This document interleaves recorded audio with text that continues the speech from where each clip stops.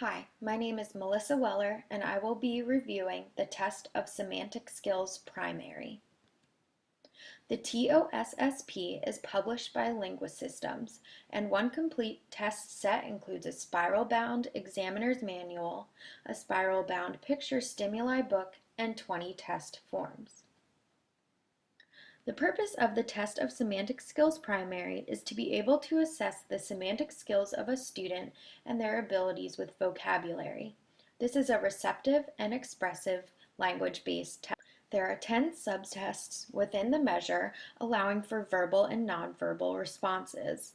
The intended population for the TOSSP is 4 years to 8 years 11 months. It may be suitable for individuals older than 9 years old if both their receptive and expressive language capabilities are within the limits of the test. There are 1,510 individuals tested within the research study. They were shown 20 stimuli picture scenes with everyday themes, which included learning and playing, shopping, around the house, working, eating, and health and fitness. 49% of the individuals were males and 51% of the individuals were females, with age ranges of 4 years to 8 years 11 months. The individuals had a dominant language of English and were normal subjects, which is defined in the examiner's manual as those without having hearing impairments, mental disabilities, emotional disabilities, language disorders, or limited English proficiency. They did not require special services at the time of the research study. Now I will briefly review the validity and reliability of the TOSSP. The construct validity was indicated by results of a highly acceptable ability of the measure to differentiate between the children who were developing language normally and those with language disorders. The content validity was developed due to its ability to adequately signify the language areas assessed. The test adequately signified the skills or abilities that are needed in the language areas being assessed within the measure of the TOSSP. The concurrent validity was developed after reviewing particular tasks within the measure.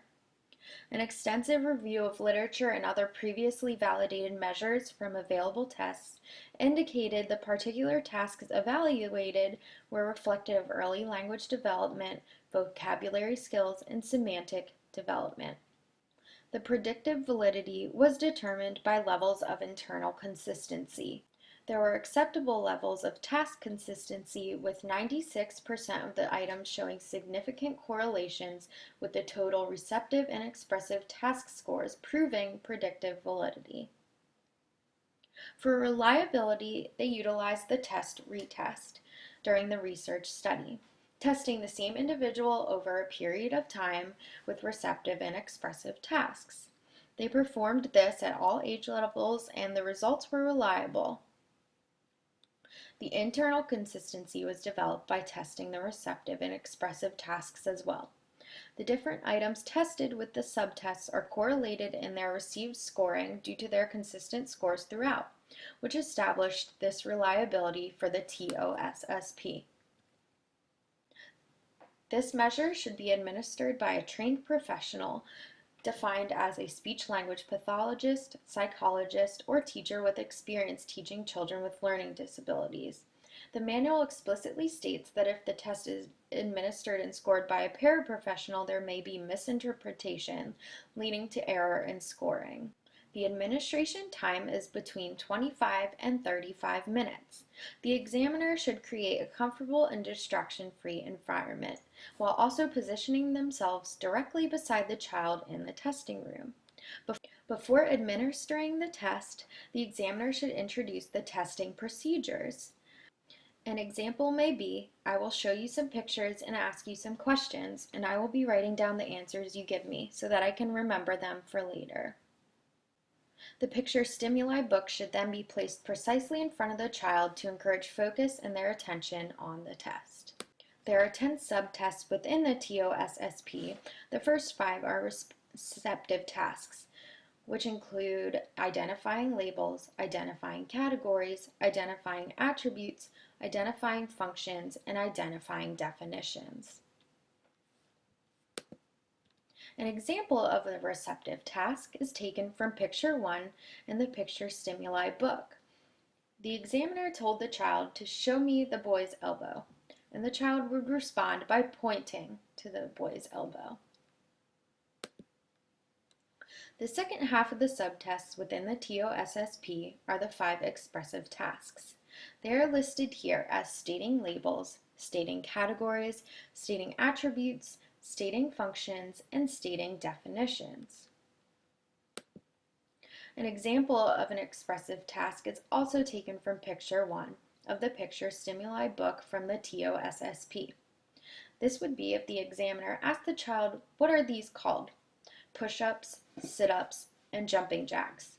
An acceptable response would be exercises, exercising, conditioning, workouts, and calisthenics. Now I will briefly review how raw scores function within the scoring standards of the TOSSP. The response to each test item is scored with a 1 marking correct or a 0 marking incorrect. The only acceptable responses are listed on the test forms, and any response other than that of which is presented on the form is marked incorrect. The subtest item should be administered in a conversational style, and the examiner should refrain from interpreting the prompts and rewording of any testing phrases. The examiner is permitted to encourage the child generally, however, they should not respond particularly to the responses and confirm answers. The examiner should circle the child's responses on the test form, however, they should not score the test during the actual testing. When utilizing the TOSSP, the examiner should exercise cautions in the testing environment. When prompting and scoring the individual, you want them to be aware that you will be writing during their responses, but you should avoid allowing them to see the scores that you're writing down, due to possibility of the child becoming discouraged when seeing a scoring system. The examiner also needs to avoid using reinforcements after the child provides a response to their prompt. The reinforcements may somehow impact the scoring of the test. Another caution that the examiner should exercise is to keep their communication conversational and to avoid the test feeling. The child will feel more comfortable in a conversational style evaluation.